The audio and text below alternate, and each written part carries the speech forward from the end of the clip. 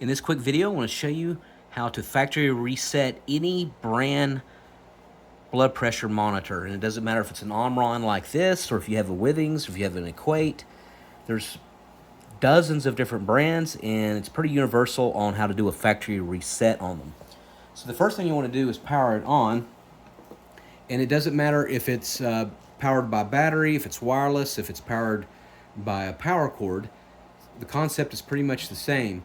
So what I want you to do is have it on, and then while it's on, what I want you to do is hold down the power button and don't let go for about 10 to 15 seconds. Okay, and it actually might try to start, but that's fine. All right, the next thing what I want you to do is, if you have like a menu button, some will look like this, like the Omron has the menu button. It's got like a little page, or some will say menu. What you want to do is you want to hold both that one down and the start or stop buttons at the same time while it's powered on, and you want to let go.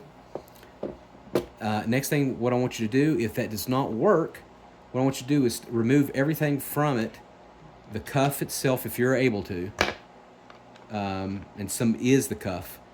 Remove any batteries if it does have batteries.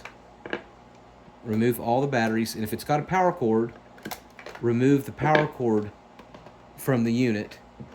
And what I want you to do is let it sit for a good 30 minutes.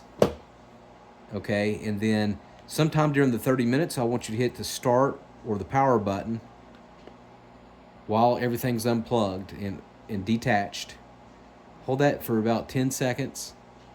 Let go, and then of course after 30 minutes, plug everything in, and that should be a full factory reset.